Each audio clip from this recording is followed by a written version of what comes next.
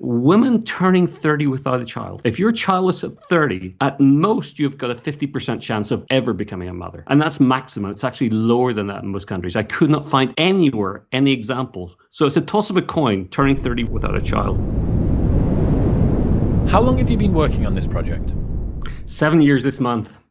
So 7 years ago, I read a newspaper article about falling birth rates, falling populations in Europe that scared me. And to be honest with you, I read an article that the UK, or actually both from, I've lost my accent, you've kept yours, but I read that the UK is going to become the most populous nation in Europe. And to me, I didn't believe this because Germany has at least 15, 20 million more people right now. You know, how's Germany going to lose so many people? Or how's the UK going to possibly add so many people? And I dismissed it.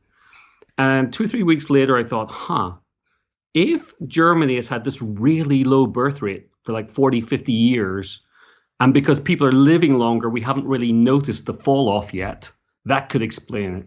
And I looked at data. And it was frightening because that's exactly what was happening, not just in Germany, but in Austria, Switzerland, Italy, Spain, so many nations across Europe. And the biggest confusion to me was, why don't I know this? You know, I feel I'm someone who is aware of world issues. I was aware of population decline in Japan, and a little bit Spain and Italy 20 years ago when youth unemployment was being blamed for low birth rates there. But when I saw how consistent it's been for such a long period of time, I wanted to dive in and find a book. I wanted to find some explanation. There's books about it, but they all focus on local issues. Here's what's happening in Japan. Here's the problem in Italy. Here's the problem in Germany. And that just did not make sense to me. For me, there had to be some kind of global trend happening. And I needed to find out for my own sanity as much as anything else why this was going on. I get the sense that this is the most dangerous of the existential risks. And the reason that I think population collapse is the most dangerous is it doesn't galvanize anybody into action. There's no smoke in the sky. There's no incoming asteroid. There's no movies about Arnold Schwarzenegger coming down naked from the ceiling and crashing through your house. This is the kind of existential risk that creeps up on you year by year, generation by generation. Nobody sees it coming, and when they do, it is too late. And we still have people and news articles and replies in comments where I and Jordan Peterson warn the entire world that this is something which is a concern, from people saying, good, there are too many people on this planet in any case. And you know, you can understand, frankly, a little bit naively, if you think there are too many people, this can sound like a good thing. What I'd encourage anybody who does have that view is start to look at the implications of this. Start to look at what way this is going to impact all of our lives, young and old. And maybe it is good for some people, but we need to be prepared for these changes. And today, we're simply not. I agree with you completely. You know, of all the threats we face today, this is the scariest. And it's exactly as you say, this is a background problem. This is something we read in the newspaper once or twice a year. It becomes a little, these days it's becoming more topical year by year, which is a good thing. I think people are starting to galvanize, but it's still a background problem. And to your point, absolutely, this problem takes about 40, 50 years to really take effect. And at that point, if somehow magically the birth rate went back to replacement level, say in Japan where I am right now, if that were to happen, it would still take 30, 40, 50 years for Japan to restabilize itself. And that's because of the age balance issue where you have so many old people and you've lost the young generation who are also the generation who would become parents. So even if they start having to, you still have this large number of older people to take care of. That doesn't disappear for a long period of time. So I call it, in my documentary is called Birth Gap, the gap in ages between the number of old people to supporting young people. And I call this birth gap trap. Once you're in it, to get out of it, you actually need to go through more pain of somehow encouraging people to consider, if they want, to have more children while still at the same time supporting old people. It's horrible. Oh, so you're going to end up with this sort of hourglass shape to the demographic where you're going to have a bottleneck of competent adults, you're going to have a ton of young people and a ton of old people, and you're going to squeeze very, very hard on that group of adults in the middle. Okay, so whatever happened to the population bomb? Because I remember that when I was growing up, that there was a thing that people were worried about, the population bomb was going to happen. Yeah, and I mean, it goes back to the book of exactly that title, written by Paul Ehrlich, who's still, expounding his views that children are garbage. I've heard him say that, that women shouldn't be allowed to have the number of children they want. It's a horrible perspective on humanity. The irony is that book came out late 1960s, and at that time, we already knew that birth rates were falling rapidly. I think the birth rate in the US, for example, reached replacement level around that time. So the reality that there was ever going to be a bomb really was somewhat a fantasy. Now, are there challenges environmentally from the increase in population that we've seen in that time? Yes, it's certainly true since that time. Of course, the world's population has increased, but we saw the rate was slowing rapidly everywhere. And population is a wonderful thing because you can see, relatively speaking, so far into the future. Other things we can't possibly know. What's the interest rate going to be in 2050? We don't know. What are mortgage rates going to be like? What are job opportunities? We just simply don't know those things. But for example, we have a pretty good idea the number of 80-year-olds there will be in the year 2100 because they were born in 2020. They can't be any more than the people who are already born. And of course, things can happen the decades ahead, but we have a pretty good idea about how people are surviving. So with relative accuracy, we can actually project quite far into the future in terms of populations. And the population bomb era, people knew that the world's population was going to peak around 10 billion, give or take. And that's exactly what's happening. So yeah, the people today who think there's too many people, that's their view. But the reality is they should be celebrating because we're already at the peak effectively. We're already just coasting to the top of this roller coaster. And I really think people need to be looking at the other side. And most especially, I'll just finish on this point, most especially, we need to be looking at this at an individual country level. We're not all in the same roller coaster here. Or if we are, we're in different cars of a roller coaster. And Japan's up front with South Korea and Italy and Germany. The UK and France and the US are kind of a little bit farther back. And nations in sub-Saharan Africa are at the back of this roller coaster. But it's the same roller coaster that we're all on ultimately. Just how bad is the birth rate in different countries? Well, yeah, I mean, to me, the scariest, if I have to call it one country, would be South Korea, where we're down to around 0.8. And to put that in context, we're talking of a situation where the number of children being born in South Korea at the moment will fall by half every 25 to 30 years. And that's a way to think of it. The birth rate numbers are not very helpful if we try and imagine the future impact. I mean, what's the difference between a fertility rate of 1.9, 1.8? They sound the same. They're not. If we take a birth rate of around 1.9, the number of babies being born will fall by half every 900 years or so. It's effectively irrelevant. You go to 1.8 and that goes down to around 250 years. And every notch you go down, it gets deeper and deeper and deeper in terms of how far down this curve you are. You've got to look at other countries, other regions, of course. Taiwan is similar to South Korea. Hong Kong, Singapore are very similar as well. Japan is a little higher, but because it's been going on so long here in Japan, the impact really is starting to notice right now. And finally, to answer your question, China is probably, in terms of, because of its size, the most scary in terms of what's about to happen there in terms of that age balance, where I just don't know how China will cope with the number of old people they have to support there. Peter Zeihan on this show said that he thinks China's population will be down to 650 million by the year 2050. How accurate do you think he is?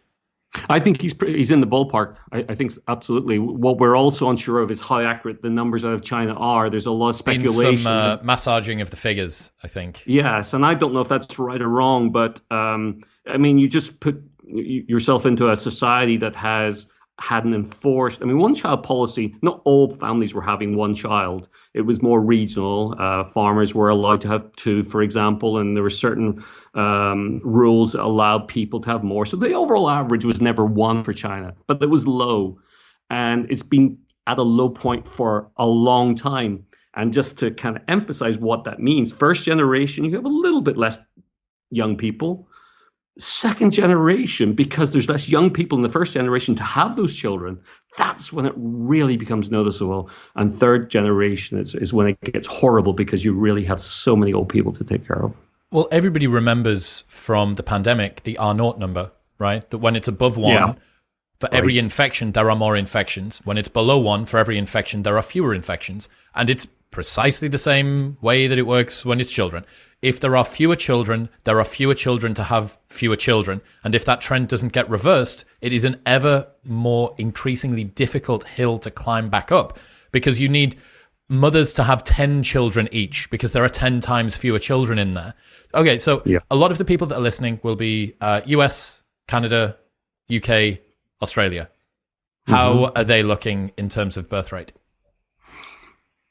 I mean, all of those countries now are at a point where it's deeply concerning, deeply concerning. So we're talking numbers around 1.6, 1.7. Canada, I believe, is 1.5. So I think there was a time up until 7, 8, 9 years ago when we were only looking at countries in Europe and Japan as the countries that had a problem. A counter argument for the US, which has some validity, is immigration is higher there traditionally, so the US will be able to balance this a little bit. But still, the trend has started, and it's really starting to gain traction.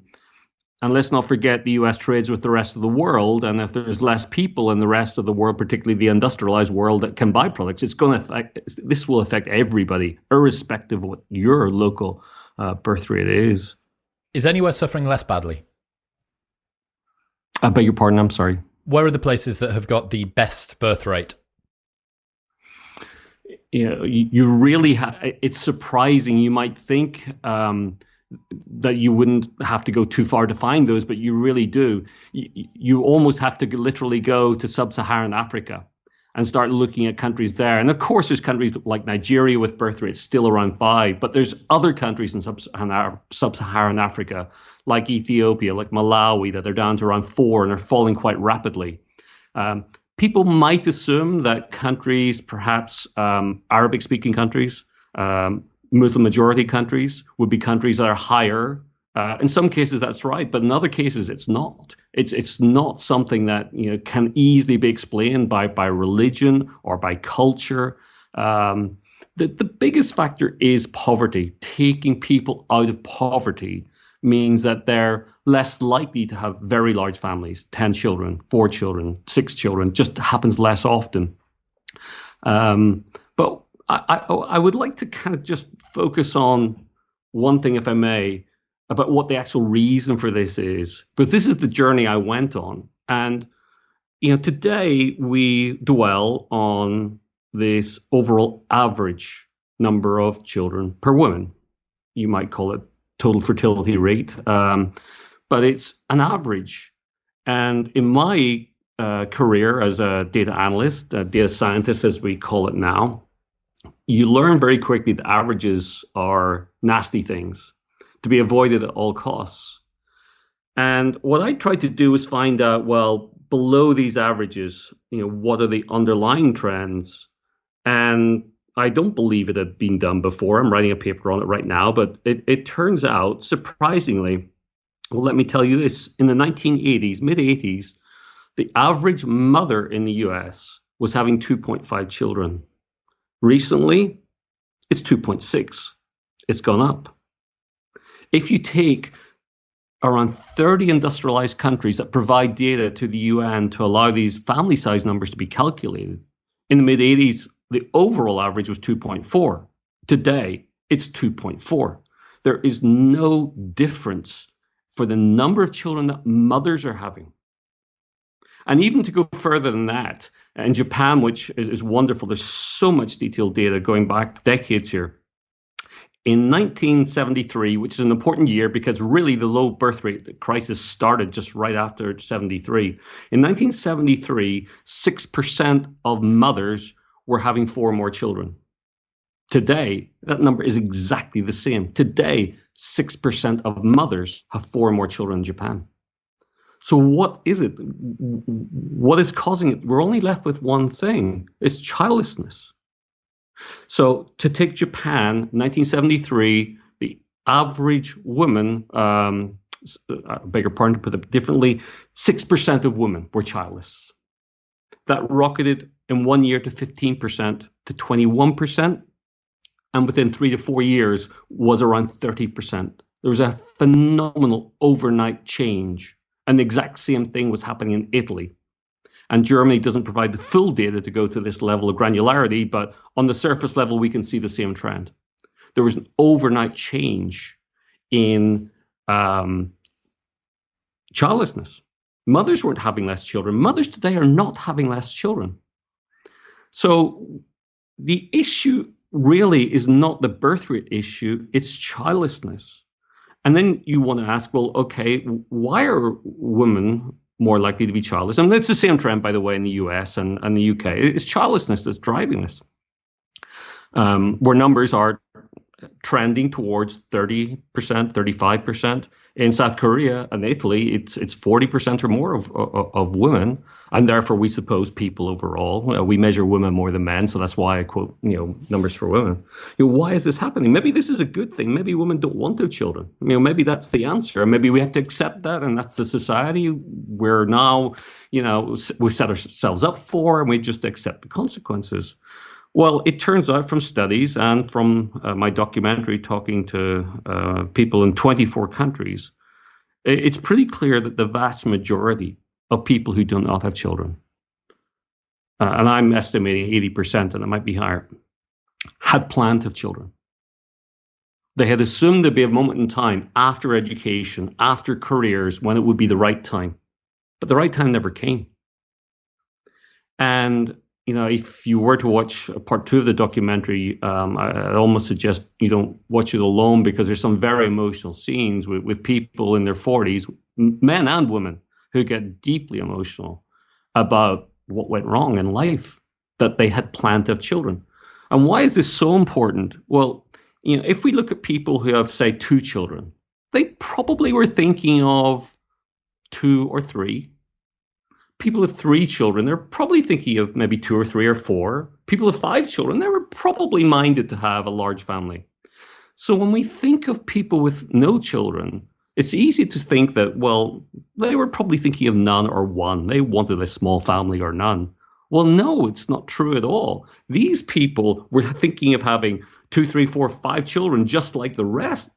What didn't happen is they never had the first child. And that's the key thing here.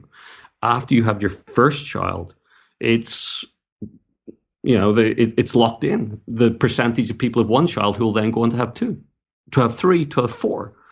And those numbers are not changing at all. So what we have here is what I'm calling an unplanned childlessness crisis. It's a and we don't make plans really, as we don't tell our kids at school or college, here's how you're going to have to navigate life. Here's where the fertility window kind of ends for women. And here are the challenges for men as well. Men, I think, overestimate their ability when they're older to find a young woman who's able to have children. The competition pool gets very intense when you're an older person. You may think you're technically able to, you probably are as a man, but you're competing with 30-year-old guys for the attention of the same young woman. We're not telling young people about what these challenges are to allow them to plan their life better than I think many are doing today. What are women's views on having children when you speak to them? Well, to be clear, I'm myself not supporting any form of encouragement for women who don't want children to have children. That's wrong. And I will be the biggest supporter of anyone who says children are not for them. Neither of us are advocating for the Handmaid's Tale here, yes. Exactly. Now, my hypothesis from my interviews, from my research, is that it's pretty much innate as to whether you have the desire to have children or not. Now, that desire can kick in quite late. We've interviewed people who were 30, 31 when suddenly the desire came about. But that's quite rare. Most women, I think, know quite early on in their 20s, early 20s, if they are minded to have a family or not.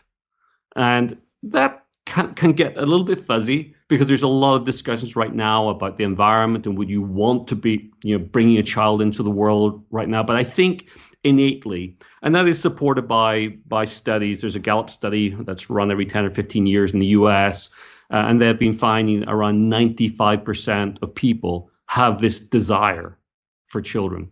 So when you ask, well, what do women want? I think we've got to treat women based on whether they would be in the group who don't want children, who plan to be childless, or those who don't. And I'm not here to kind of persuade either group, but I'm here to say, do you know what? There are an insane number of people out there who are living lives without families who had actually wanted that to happen and who are scratching their heads, frankly, wondering, why did that not happen? One of the problems that you come up against here is the inner citadel that people retreat into, right? The number of people that I see online, both men and women, who have struggled to find a partner, who have left it too late, and then who retreat from, I wanted to have children, left it too late and couldn't because I leaned into my party boy or boss bitch lifestyle. From that to, I never wanted to have kids in any case. Bringing children into this world is bad for the environment. It's generally immoral because of how disgusting this place is. It's stopping me from going on holiday as much as I want. I care about my job. I care about my friends. I care about my partner. I care about my... That's the inner citadel that they retreat to. And it makes it very difficult. It must make it very difficult as a researcher to get genuine responses from people. Now, credit to you that in your documentary, you've got a lot of people to open up who have either struggled or passed the fertility window or are struggling right now to have children, to say, I really wanted to have kids. I'm 43 and it's not happening. I'm with the man that I love or the woman that I love, and we're not going to be able to have children. And that is an incredibly brave position to take, because it's significantly easier to come up with some excuse about how it's not your fault, about how it wasn't because you decided to wait. And sometimes people don't meet their partner until later in life. Sometimes people aren't financially set up until later in life, etc., etc., etc. But for people to actually own that choice that they made to not have children is a brave position. And I wonder how much of the data gets skewed by people that retreat into that inner citadel as a cope to justify why they didn't manage to make it work. Yeah, it's a great point. And actually ended up traveling to 24 countries to make the documentary. And, part of the reason for that was to try and meet as many people from as many cultures and many ages and different circumstances as possible. And you're absolutely right.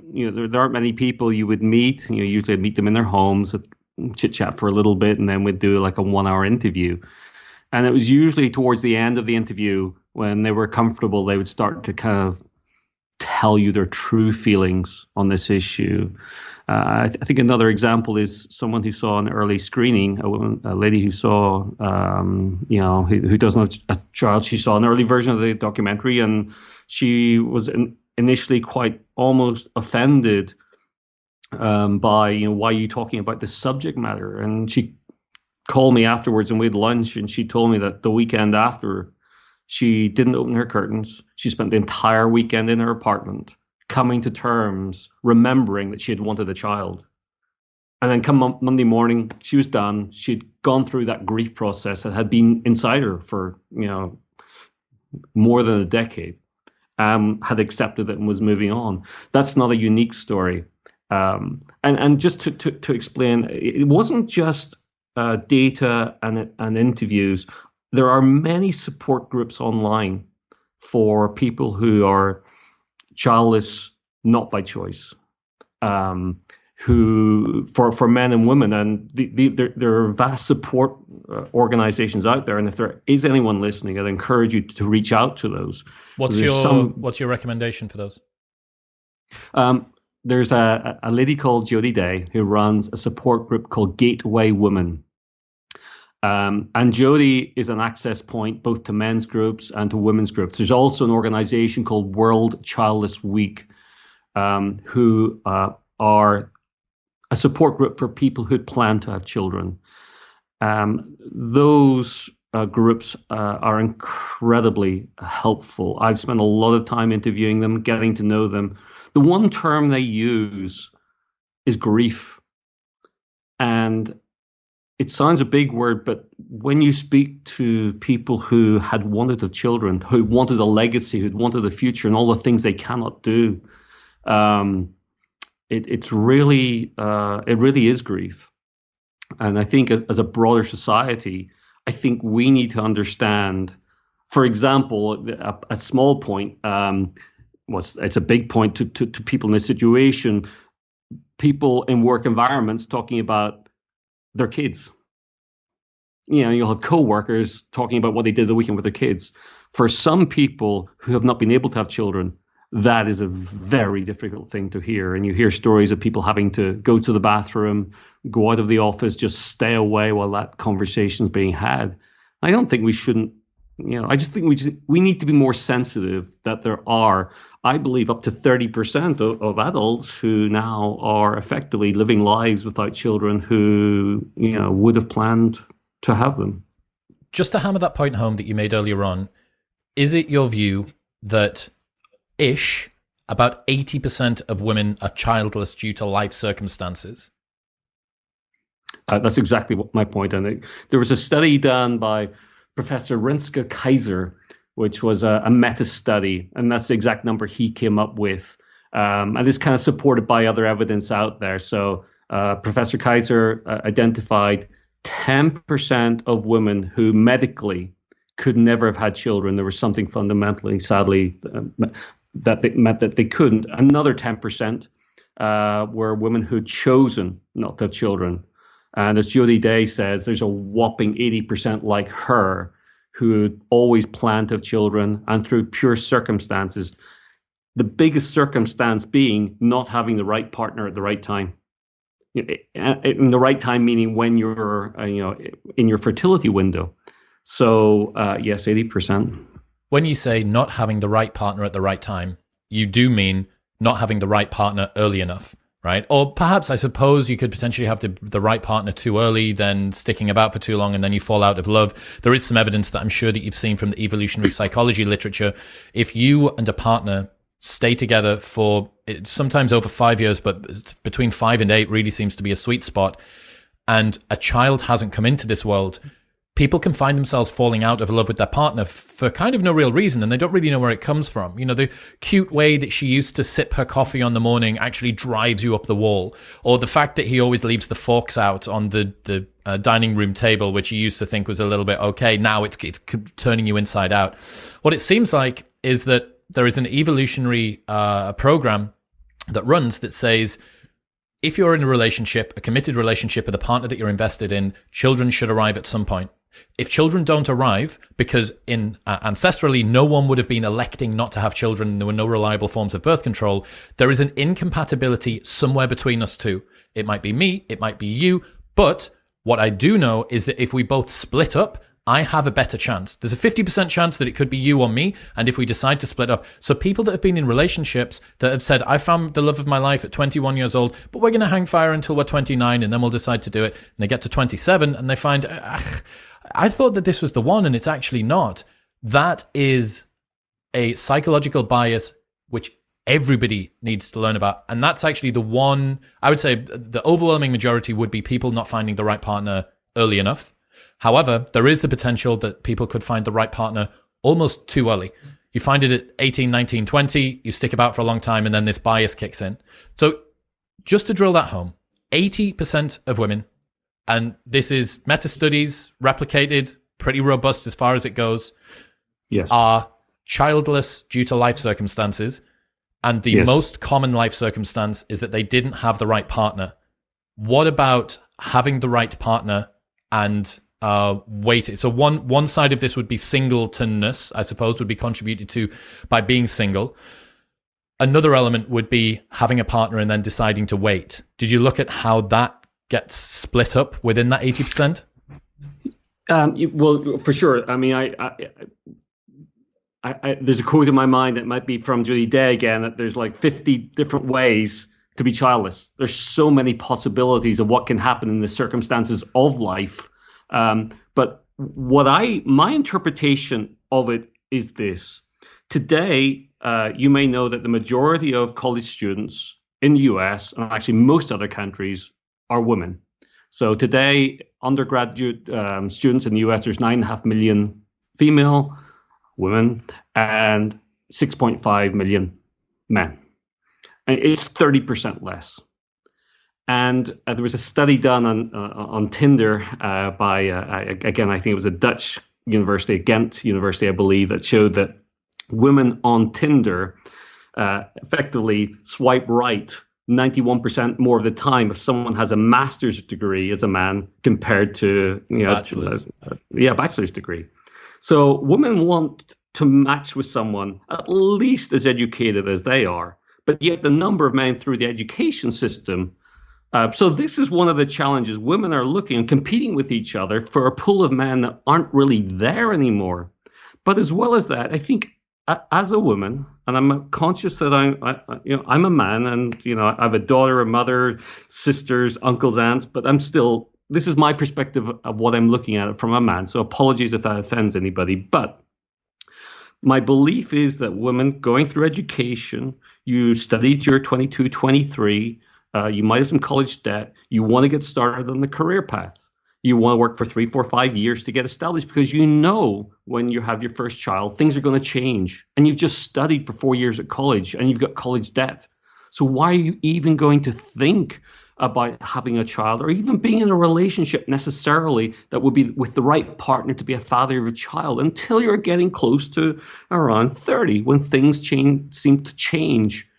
And one of the facts that came up across every country we looked at was that women turning 30 without a child, if you're childless at 30, at most you've got a 50% chance of ever becoming a mother. And that's maximum. It's actually lower than that in most countries. I could not find anywhere any examples. So it's a toss of a coin turning 30 without a child.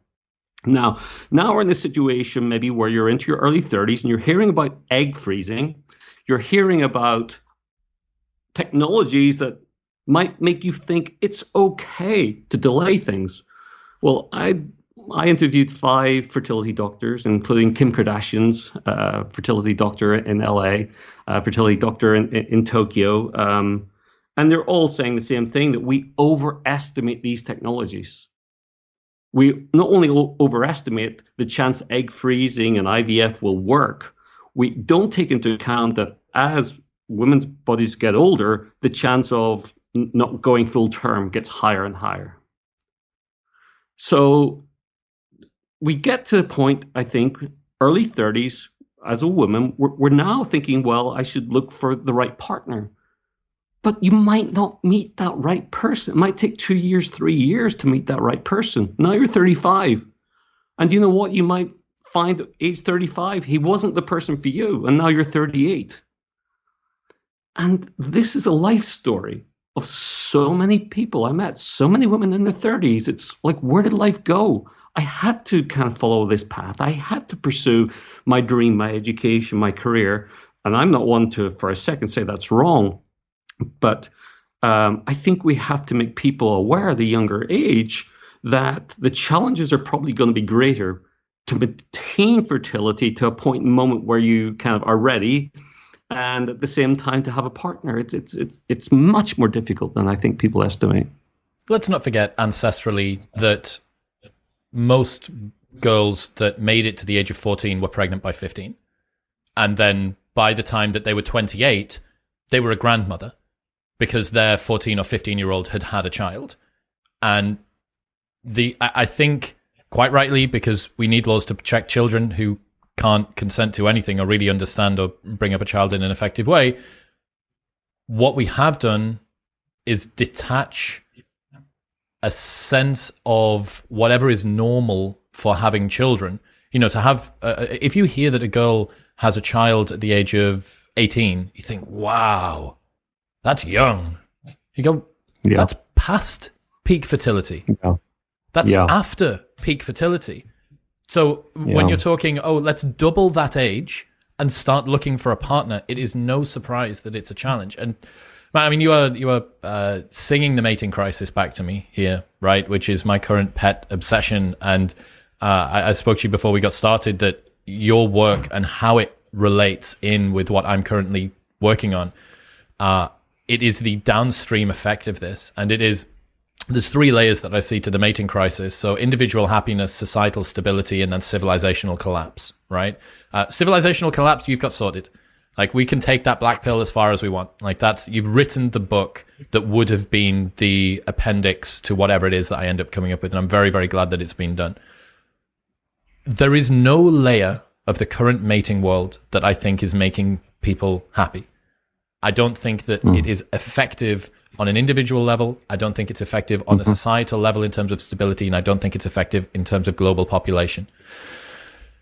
Moving on from that very positive point, what about men? We've spoken about women and their approaches to their views of children. It seems like most women on average wanted to have a family, struggled to find a partner, and then didn't.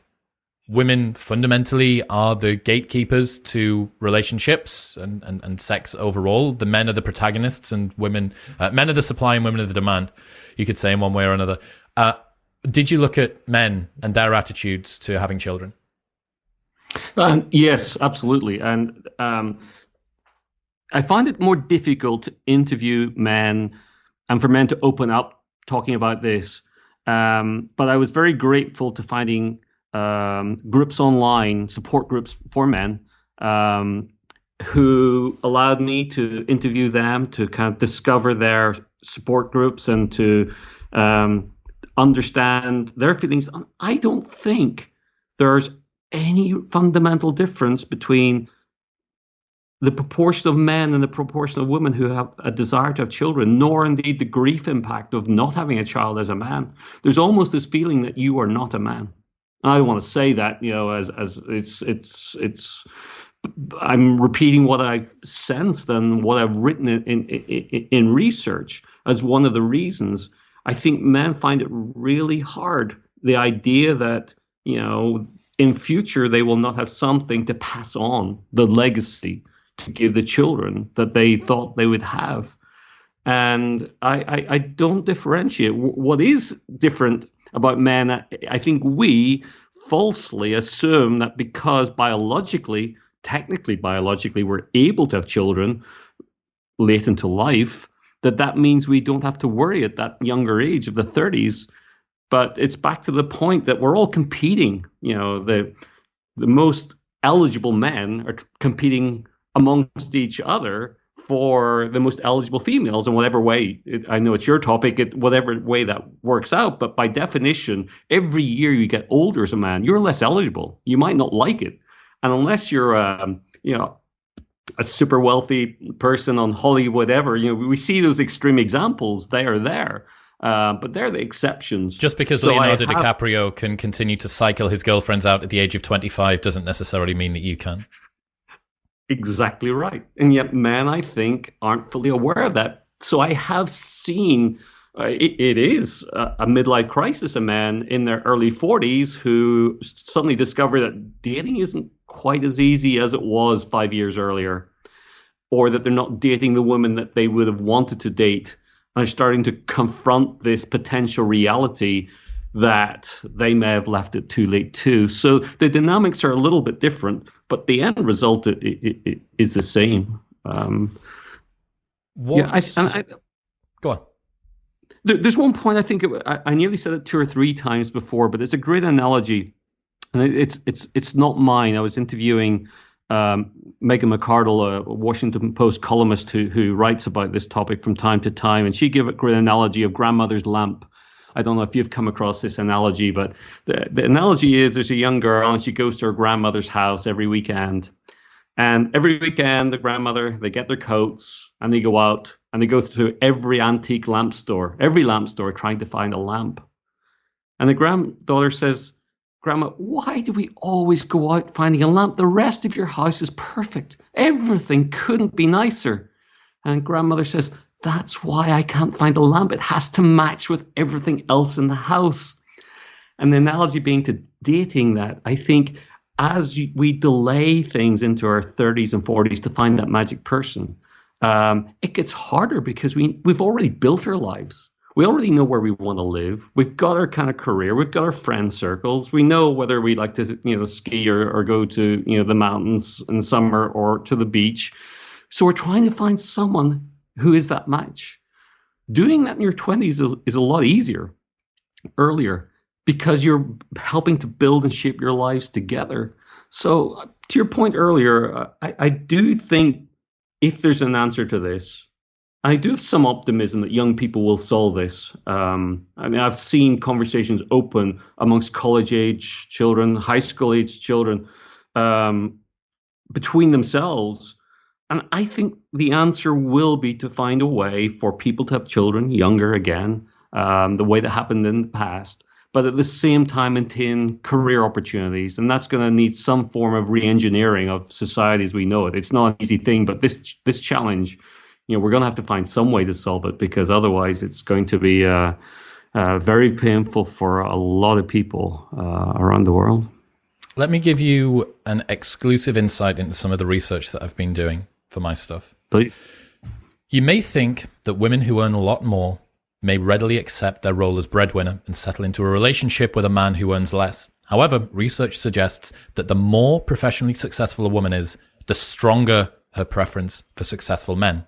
In a study of financially successful newlywed women, researchers concluded that, quote, successful women place an even greater value than less successful women on mates who have professional degrees, high social status, and greater intelligence. This trend is also present in cross-cultural contexts. Separate studies of 1,670 Spanish, 288 Jordanian, 127 Serbian, and 1,851 English women all found that high-resource women desired mates with greater status and more resources. In general, single women are 3 times as likely as men to say that they wouldn't consider a relationship with someone making less than them, and this trend is worsened the more professionally successful a woman is. And it doesn't surprise me at all. It's what I see, that women, I think it's a natural thing, do want to marry someone at least as successful as they are. And by definition, as women are getting more and more educated, more successful, which is great in itself, of course it is, the pool of eligible men gets smaller. It's what I call the tall girl problem. So if you are a girl who is 6'1" without heels, you're stuck trying to date professional athletes. As you rise up through your own competence and dominance hierarchy, there is an ever decreasing pool of men that you can be fundamentally attracted to. Why? And someone made a really great comment on a post that I put up about this recently. And they said, I have 2 daughters and I'm concerned about this problem, but also I want my daughters to get the absolute best that they can. Both of them are incredibly competent. And I replied and I said, if and when I hopefully do have a daughter, I absolutely would want the same. I would want the absolute best for her too. Why should it be the case that a woman that commits herself to conscientious, industrious, hard work in both education and employment and manages to achieve everything that she's wanted professionally should settle for something that she doesn't feel is worthy of her in the mating market? Well, there's no reason for it. But there is this, that is the individual level. When you start to smear this out across a population level or a societal level, there's just not enough men in the pool for all of these high-performing women. And because of the mating preferences that are predisposed into both men and women, there's some challenges here. So rolling the clock forward, we've looked at the individual motivations, which I really, really wanted to get out of you. One of the other most common reasons or justifications that I hear from people is cost of living is too high. I can't bring a child into this world in any case. What role does that play? Well, this is an interesting one, and you're right. It's the first comment that many people make. And in a sense, it's true. For these people and for their peer groups, for society, life is expensive today. But for me, you've got to stand back and say, well, wait a minute. First of all, if we go back 30, 40, 50, 60 years ago, post-war time, people were much, much poorer than they are today, and we're still having families, actually quite large families. Is that adjusted for inflation and cost of living? Yes. Well, I mean, the point. It's a general point. The general point is that if you look at poorer times, whether it's in the industrialized world or elsewhere, in the past, people were having larger families and were poor adjusted for inflation. So it can't just be about money. So you then say, well, what might it be? And I think it comes down to prioritization. Because I think today, people's priorities are first and foremost, well, you rent or buy a nice apartment as much as you can, maybe a car, possibly two cars, a vacation. Well, why not two vacations? Maybe join the golf club, the tennis club, all the things that kind of society has programmed us to aspire to. And we aspire to it because our friends are doing it. It becomes the norm. So when you've done that and you've got those things, what capacity is there left financially, time-wise, to have a family? So I think it's the affordability question really is one about prioritization. And I'm not saying that people should reprioritize unless they want to. But I think it's a message I'd like younger people to be hearing, they're under 25s, who are still building their career in particular, who, I would like to kind of forewarn that, it may well be that all of your priorities leave you in this situation where the idea of having a family is too expensive, and that might be a fundamental reason not to. So finance, I think, is understandable, but because of the past when people were poor, having large families, and because of all the other things these people have, all the commodities that they somehow do manage to, I think it's not a moot point, but it's not as simple as saying, oh, money's the problem. What about environmentalism? And of course, we get this a lot. And, I do have concerns about the environment. My own view is that putting less pressure on the environment is a good thing. I think the future should be one that we aspire to put as little pressure on the planet as possible. I'm not all doom and gloom because I think we will cope with things. We'll work our way through it. But in terms of population, childbirth, and the environment, I don't know if this is a good analogy or not, but I'm going to share it with you for the first time. I imagine that, some world leader commissioned 3 experts to come up with a solution to the environmental problem. What's the most practical? And the first expert comes along with this crazy idea. The crazy idea is we're going to make the planet bigger. We need more space. We're going to figure out a way to kind of make it bigger. And the kind of leader just rolls his eyes and says, well, that's not practical. And the next person says, do you know what? We're going to tell people to have less children. And you look at the data and that doesn't work either. I mean, the reality is populations have their own traction. So I put those 2 groups together. And the third person, which is where my mind is, says, do you know what? It's impractical to make the planet bigger. It's really impractical to tell people to have less children. It doesn't work. And even if it did, it takes about 30 years for people to become consumers. It's a really inefficient way of trying to tinker with, environmental issues. The third way is to say, you know what, the planet's the size it is, the population's going to be 10 billion, like it or not, it is, that's locked in. Let's deal with those things and let's look at consumption, let's look at manufacturing, let's look at technologies that can reduce our footprint in any sense. So anybody who thinks that lowering the birth rate is a magic, can I give you another number here? So I've seen more than one study that's estimating that the footprint of under 30-year-olds in industrialized countries is around 8%. Consumption really rockets between 30 and 65, and then it goes down very quickly again. If we were to have half the number of children currently in the industrialized world, from tomorrow, it's down by half. After 30 years, that would reduce total consumption by 4%, only 4%. And that would take 30 years to get to that point. After 20 years, you're only down 2%. We don't have 30, 40 years to solve environmental issues, or that's what I'm hearing, at least from those concerned. Trying to enforce people to have less children is a really inefficient way to try and solve any environmental issues. Let's not forget that it's not people trying to enforce anything. It's cultural pressure. It's cultural bullying. It's a swath of articles that talk. I mean, there was an anti-natalist parade, like march thing here in Austin, Texas, toward the back end of last year. Everybody dressed in all black, like the least fun, least cool parade that you could think of. You think parade and you think ticker tape and good music. None of that.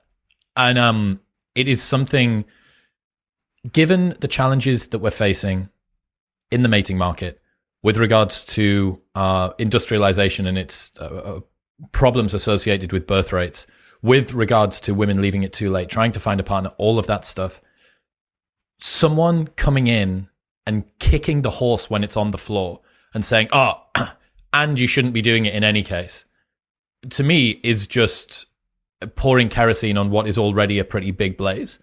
And it is the thing that I'm railing against the most at the moment when I see it online, because it's just such a stupid, absolutely stupid point of view to say, you are fundamentally wrong and broken and bringing a child into this world because of the cost of living. They're going to have an awful life. Well, it's the best time to live on Earth ever in history, right? The fact that you're having an existential crisis because you don't get the same car that your friends on Instagram do is no bearing on the quality of life, right? Yeah.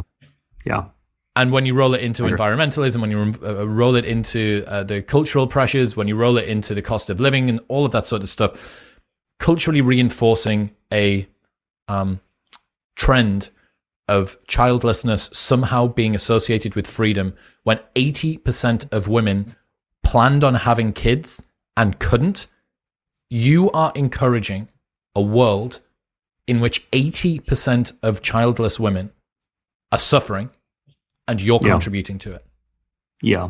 And we haven't even talked about the long-term consequences here. But this is a problem that ultimately leads to a lot of people later in life living a life alone and then dying alone. There's a loneliness crisis happening right here in Japan right now. It's a humanitarian crisis. And you would think, okay, well, that's Japan. It's so far, down the track with this. But no, it's not just Japan. If you go to Brazil, you have the same thing happening in Brazil. Birth rates are falling so fast in Brazil, you wouldn't think it. And you have these elderly parents. They may have had one child. The child may have emigrated. So this humanitarian crisis of lonely old people, whether they've had children or not, but particularly if they've never had children, is something that we need to confront, because otherwise people are just going to be left to, die away in their homes. So I really worry that people aren't thinking about those consequences. And if I can say again, we try and explain in the documentary what life is like for older people in this position. And again, there's a couple of let me just put it this way. When you hear people in their 80s with no family contemplating ending their life, it's bad. Or if you talk to a crematorium director in Germany who refused in the end to do the interview because his superiors wouldn't let him, talking about the number of services, well, there are no services, people with no friends and family being buried. And then you hear their concerns a little bit off camera, the treatment these people had, because they can see that the bruises on bodies, they can see, things that tell doctors or people kind of, looking at what happened, end of life for these people, determining that those last years were not pleasant at all. Do you mean when you're talking about bruises on bodies, are you referring to abuse by carers, or are you referring to falls and bumps on their own? I have been told directly about abuse from carers. And this was partly on camera, a lot off camera, a lot of messages. As a documentary I'd love to make as a follow-up. This was Germany, but I don't believe it's only happening there, where it was obvious from strap marks on the corpses, from the skin color, from malnutrition, that these people were not being looked after, but without any family to come and make sure that things are okay. It's a harrowing side to life. So I think this documentary took me into two places I never expected to go. At heart, I'm a data analyst. I just wanted to understand the trend, but this childlessness trend and the kind of loneliness and grief from that, and then the loneliness later in life from these old people, were just two horrors that, you know, I for whatever reason, I feel through the documentary, helped uncover. And I think with what's happening to the world, these crises, people need to know about it. That's you know, people need to understand that, you know, and we're not going to transform the world into older people today who didn't have children are not going to have children. I think as societies, we need to be better looking after those people. So there's lots of things we need to be thinking about here. Obviously, one of the implications as well of an aging society is that if there are more old people than young people, there are fewer young people to look after the old people. I once got told this by Carl Benjamin. He's a YouTuber called Sargon of Akkad, and he's quite a hardcore conservative, and he is very unpopular in certain circles, but he's a good friend. And he said, it was about a year ago, and he said to me, in his sort of typically bombastic way, he felt it was a moral imperative for people to have children if they could. And I was like, whoa, this gets perilously close to the Handmaid's Tale stuff. But then he started digging into it a little bit more. And I think that there is a kernel of truth in this sort of shiny delivery. What he said was, what you're doing if you do grow older without contributing to the pool of young people is you are taking out of that, with regards to GDP, innovation, care, like literally the care of, let's say that you have a child and there is a 1 in 1,000th chance that they become an elderly care person, right? And there is a 1 in 1,000th chance that they become a nurse, and all the way up, right? You're contributing to this pool, even if it's just people that drive GDP, so that the lights stay on and so that the government can pay for subsidies for the carers, for the old people. You're extracting from that pool whilst having contributed nothing to it. Now, sure, you've contributed GDP, but we don't need more money. What we need is more people.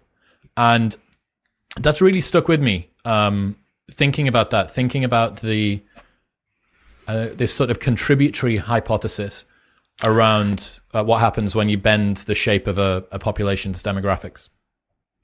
Yeah, and I wouldn't go to that point. I think it's ultimately up to choice. It's a choice whether to have children or not. It's a choice how many children you have. I would agree. The good news for me is we don't really need to worry about that, given that these 80% of childless people had wanted to have children.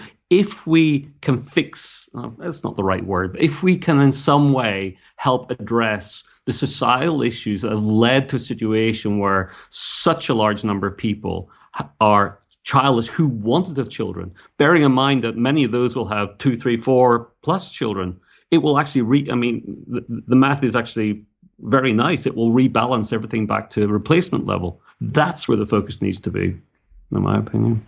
That is a really good point that I totally hadn't thought about. That we're facing down this bleak future of an ever-decreasing number of people having an ever-decreasing number of people. But on average, 80% of people that didn't have children wanted to. It's not like there is this... If it was 80% of people didn't have children and didn't want to, we're looking at enforced childbirth or like artificial wombs or sperm donors and some Matrix-style farm of child bots. It's not. Most women that didn't have kids wanted to have kids. They couldn't due to life circumstances. They were, how would you say, physiologically capable of doing it. It just they didn't get it right. So the fix is, of all of the different nightmares that we could exist in, ours is the most luxurious. That's right. And, when I started the project, I was quite accepting that I would find it a different conclusion. The conclusion may well have been, you know what, people just don't want to have kids anymore. Didn't seem to make great sense to me, because why would we change so suddenly, given our species has been around for millennia and, you know, our ancestors before that. But if that had been the outcome, I would have been someone to say, you know what, here's my research, here's my documentary, but we've got to accept this. You know, we're going to not fizzle out, but there's going to be a civilization change.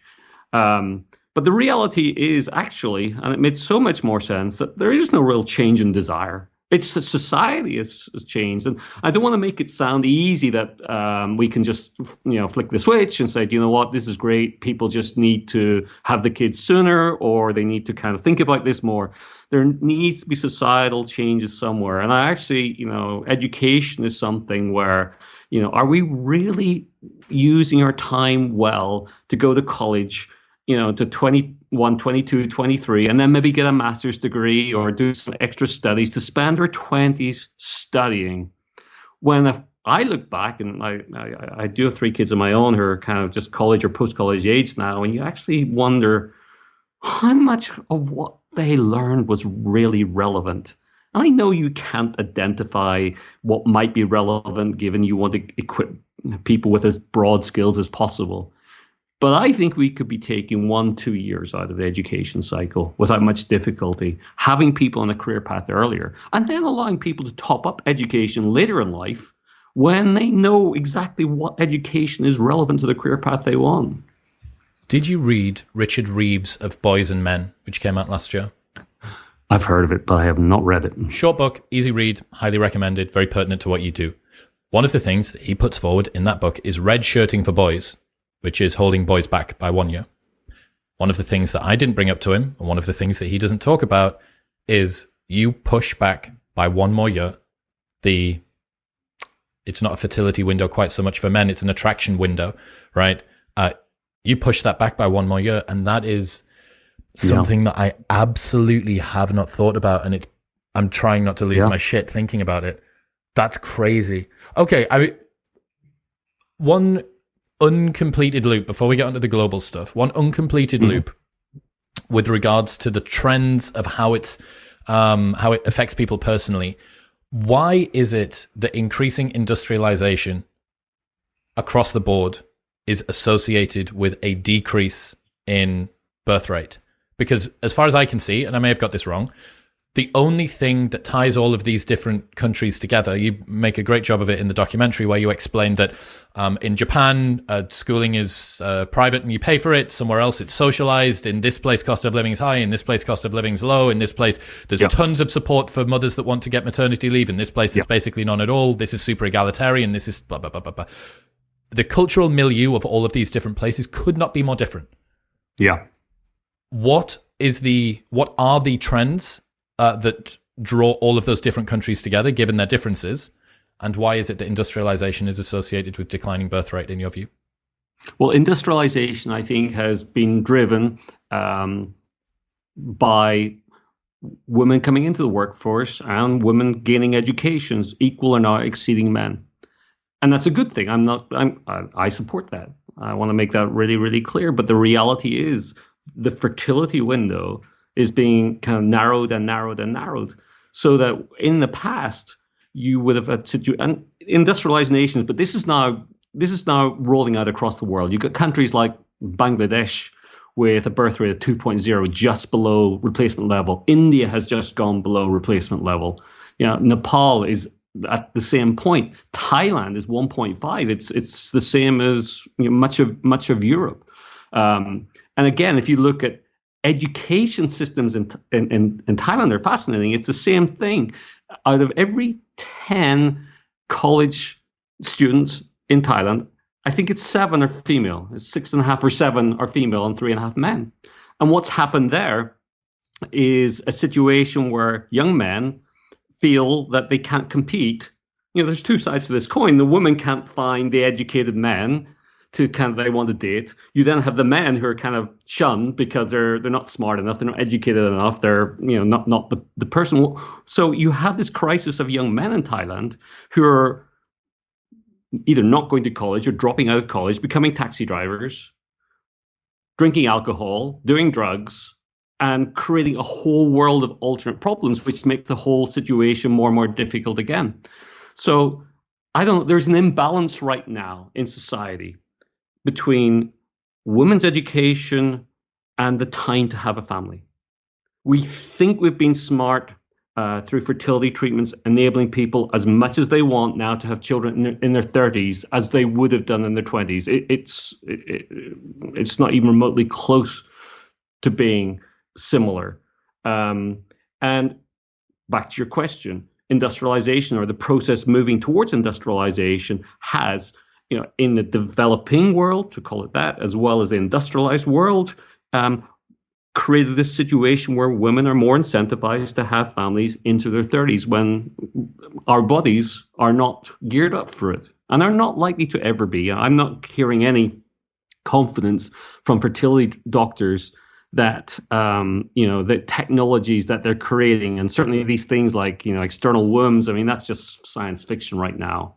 Egg freezing is actually, I thought it was a wonderful idea when I first heard about it. Well, this is great. I thought, I'll tell everybody, someone once said maybe it's a good college gift, graduation gift for our daughters to kind of get their eggs frozen. And maybe it is. But I'm saying now there's an alternate side to this, because if you think, well, this is okay, with frozen eggs, we can, women can now work longer into her 30s, and 37, 38, it'll be fine. But actually, again, it's back to, well, have you got the right partner at the right time? Or maybe you're just one row before that promotion that you've always wanted. Or maybe it's just you're tired now. People get tired as they get older.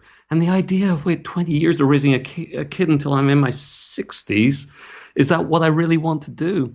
So I don't think, I think education is such a positive thing. I don't want for a second anyone to misinterpret me. I think we need to re-engineer the education system and break it up a little bit more, so that people can start their careers earlier, and consider having a family earlier, and then continue education and continue their career at that point. This is the challenge of talking about this topic generally, especially because it seems like increasing female achievement in education and employment is one of the primary driving forces that's contributing to both the mating crisis and this birth gap problem. A very easy rebuttal is, are you saying that we should roll back parity in education, which women only just achieved? Title IX was only brought in 50 years ago.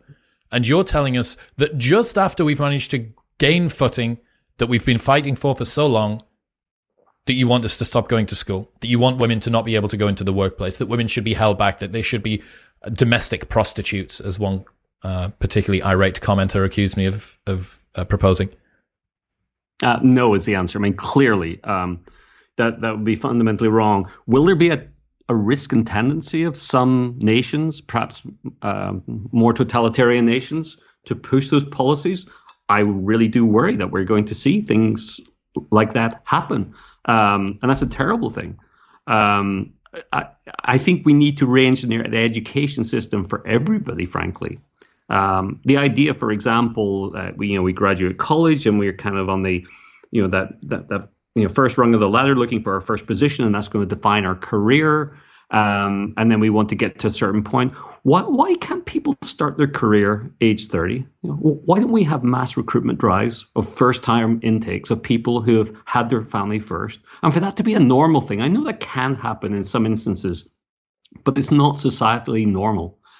And people have said to me, well, if you start your career in your 30s, you're not going to be earning very much money, so is it really worth it? But you know what? We're going to have to push our retirement age way up. The idea we're retiring 65, 70, the reality is for young people today, retirement of it, you've got to be looking at age 75, maybe even 80. So starting a career at age 30 or even 35 is fine. You've still got decades to kind of build up the wealth, I guess. But you've got as long in your career window as your grandfather probably did in his. Or maybe even longer. Correct. Okay, what does this mean for economics? If we do have this declining birth rate, you've mentioned already that America is this sort of fundamental supplier across the world, and if the markets reduce and all the rest of it, we've already got some turmoil with regards to interest rates, all the rest of it. what does a declining birth rate mean in terms of both countrywide and global GDP? Yeah, it's not good. In fact, there's nothing good about it. I mean, the reality, I think people imagine, and it's understandable, that you think we can kind of slowly slide our populations down, slide our economies down, so we all just shrink a little bit, year by year. That it's almost going to be like an airplane kind of slowly coming into land, and we'll have this kind of resettling. It's not like that. People say there was only 2 billion people on the planet 100 years ago. Why is it a problem that we would go back to that? So the transition is a problem. The transition is a bumpy ride. The transition is really a nosedive. And one other factor is that we have no example of a country that went through this and came out the other side. There are no examples of countries in history, unless it was a period of famine or war, that went down with such a low birth rate as we're seeing now and then rebalanced itself. So there's no examples to follow here. No civilization in history has ever recovered from this type of population collapse. That's what you're saying? That's exactly what I'm saying. I should clarify, no known civilization in history for where we have data has gone through this. And, that's directly from the words, from research and from demographers. So to come back to economics, though, let's just look at certain things. If you can imagine a housing market. I used to live, or my company today is based in Detroit, Michigan. In Detroit, Michigan, I love Michiganders. I love the city. It's really reinvented itself. But it went through a phase when it was, the fourth or fifth largest city in the U.S., population of around 2 million, around 50 years ago. And then quite quickly, that population dropped down to today, it's around 600,000 or 700,000. So it's fallen by over 60%, 65%. Well, during that transition, which is what we all can expect to go through, what happened? Streets became not empty overnight, but one house became vacant, and then another house, and then another house. And then vermin came into these streets. And then the taxes collected by the city to pay for the street lights wasn't enough, or to maintain the roads, or to collect the garbage. And you had this street after street after street of dereliction, but with people, families living in amongst this dereliction. So you just can't scale down towns or cities. It becomes a patchwork.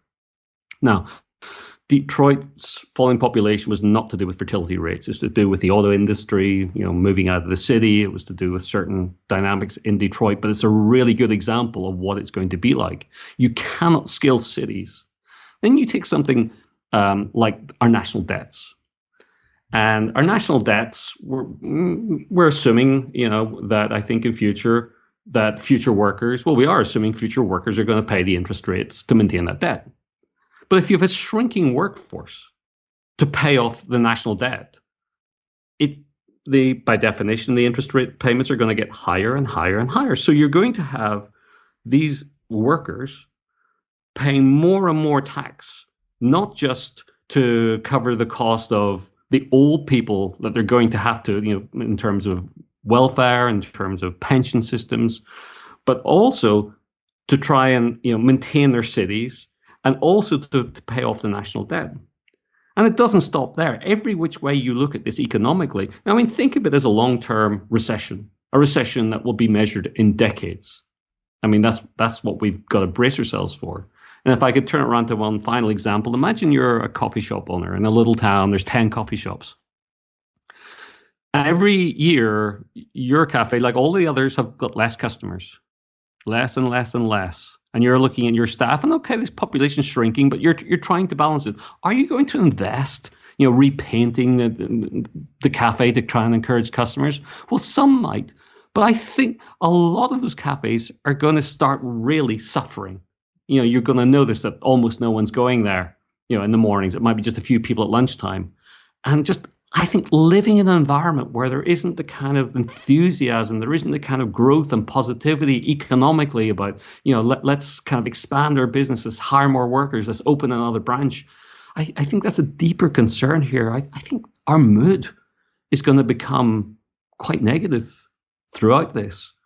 And I do hope that by at least being aware of this, that it's something that we, prepare for and have solutions in place for. And but economic side, there's absolutely nothing positive to say. Why aren't people talking about this more? This is a question I used to, when I started interviewing people, I'd go to demographers and some people in the press, and that's the exact question I would ask them. I think we covered a little bit earlier, the idea that it's not a dramatic problem, it's a background problem. And then you've rightly identified the environment, and it sounds like a good thing. And yeah, we used to be 2 billion people, and some people want to see us go down to 1 billion. It's a problem we don't really notice one day to another. We wake up, each day, and today's pretty much like yesterday. Nothing really changes that much. This is a problem that's slow to develop, but it's like this trap, because once you're in it, you've lost the number of potential parents to ever take you out. Japan right now, it's been losing population for 10 or more years. It was 127 million. We're down several million on that. Japan can never effectively go back up to those rates anytime the next century or more, because there's so few young people to have children. So we're looking at best, Japan probably stabilizing. I don't know the number, but it might be 60, 65 million at best.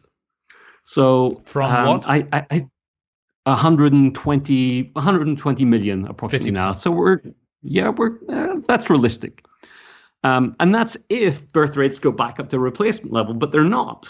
So we're on this downward spiral in Japan, and it's one of the reasons I've chosen to live here. I moved here through researching this project 5 years ago.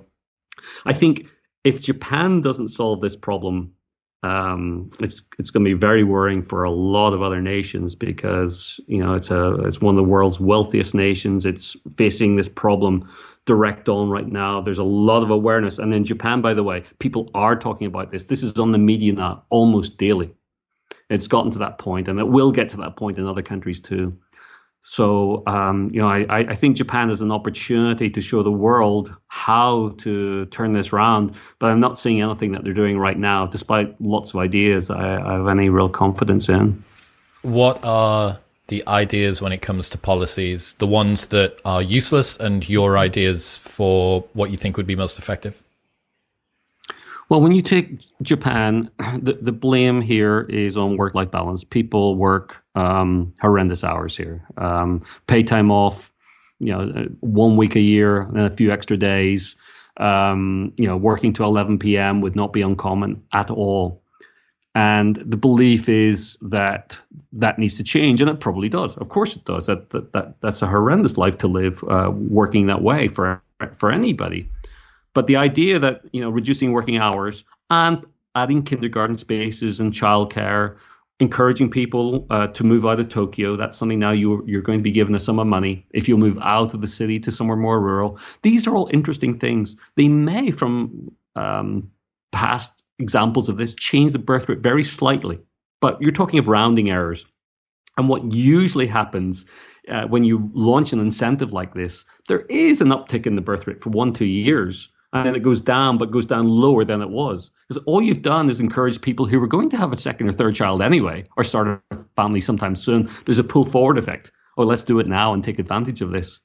So really, I think it's fair to say that any scheme to encourage people to have babies for financial reasons alone, hey, look, you're asking people who are on a career path, building a career, having gone through all of this education, everything prepared to kind of take an early step out of that to start a family. Some will, but society itself needs to be re-engineered. This isn't about tinkering with systems like that. My own belief, if I can share with you, the optimism I do get is when I talk about this to younger people who have no idea that life has these challenges. I think young people trust us, people a little bit older than them, in my case, a lot older, that kind of we have, prepared this path for them. That, there's this college path, and then you're going to start your career, and then you're going to meet someone, and you're going to have a family, and that the path is just there waiting for you. Young people don't know about this uncertainty. They don't know that in many countries now, across the industrialized world, a third or up to 45% in some countries of people are childless, and the vast majority is unplanned childlessness. When you talk to young people about this, you can see the look in their eyes and the dialogue with each other. And I think because of this problem, there's going to be fewer and fewer people for companies to hire. I think corporations, government will have to listen to young people more to say, what is it that you want? And my real belief is that people do want families enough to want to re-engineer the education path, the career path, so they can do both. And that's where I get my optimism from. And at the moment in the world, 70% of countries are already past this tipping point that you talked about. Yes. With India, Bangladesh moving in the past couple of years below replacement level, it's 70%. And really, the only part of the world now is sub-Saharan Africa with what we consider high birth rates. But in sub-Saharan Africa, since 1980, families on average are having one less child every 15 years. So, it's 6, and then it's going down to 5, and then it's down to 4. And if you plot that out, by 2050, sub-Saharan Africa will be at replacement level. So we can see the same trend happening there. Sub-Saharan Africa is on the same roller coaster as the rest of us, but in the rear car. And we have to understand that there are a lot of young people in Africa. They will have children. It's natural. Africa's population is going to explode because there's so many young people. That will happen. In fact, to be honest with you, I see Africa as the future. I think there's huge potential in business. And when we are all going through, I think, the negative challenges from birth rate decline in the industrialized world, people in Africa are going to be going through what we went through 50 years ago, this economic boom. And, I certainly, I would love in future to spend more time there because I can see that, that positivity in the faces of people there. And I think people don't understand this, that, quality of life, happiness in Africa, for most people is really quite high and getting better all the time. Stephen, I absolutely adore your work. It feels very serendipitous that we've ended up crossing paths with each other, especially given my current pet obsession. I really want to help. What can I do? I'm happy to do what I can to help you get whatever it is out there. What is it that I can do? You've got an offer from me. You don't need to necessarily say it now, but you can call in the favor at any time that you want. I really want to help you with this. Well, I would be so honored because I already recognized from your passion and your deeper understanding than my own in terms of dating, in terms of how people find their partners. What you're focused on is really the linchpin of ultimately trying to find a way through what we're going through. And I'd love to work with you. My own work, it took me 7 years to do the research and make the documentary. That's the easy part. I've created something called birthgap.org. My plan is to have discussion groups, to have local meetups, to have information, to have videos globally on this topic. And I'd love to invite you more than once to come along and debate and discuss this matter, particularly with younger people. It'll be a great, great pleasure to have you on birthgap.org. Consider it done. Where can people go if they want to learn more about this? The first half of the film is available on YouTube. I don't know where the second half of the film is available. What's going on with that? Yeah, it's in 3 parts, actually. The first part really is the why. Why is this happening? Part 2 is, what are the consequences, both personally and for societies? And then part 3 is, well, what's happening in the rest of the world, where we go to Africa and spend more time in India and Latin America. You're right, part 1 is on birthgap.org and it's on YouTube. I put it out there because I think people need to understand, what's happening. Parts 2 and parts 3, I am making a decision as to whether those are going to go on some streaming services. Right now, we're working through them. What I don't want is to do a traditional deal where I sign away all the rights to this, so someone else owns and distributes it and decides to market it, promote it or not. My passion is that these documentaries be available to educators globally at low or no cost. and I'm trying to work through kind of the licensing agreements on how that might look. So birthcat.org, people can come and can find out what the latest status on those. But I'm sure in the next few months we'll be explaining. And if anybody really wants to see parts 2 and part 3, I'm still looking for some people to review those and give feedback. So I'll be delighted if anybody just connect with me directly through birthcat.org. Stephen Shaw, ladies and gentlemen, I very, very much appreciate your work. I can't wait to keep in touch. Everybody needs to go and check this out. It's the tail end of the big problem, and the big problem is pretty big. So thank you so much for coming on today, mate. I can't wait to keep in touch. Thank you, Chris. I appreciate it so much. Thank you. What's happening, people? Thank you very much for tuning in. If you enjoyed that episode, then press here for a selection of the best clips from the podcast over the last few weeks. And don't forget to subscribe. Peace.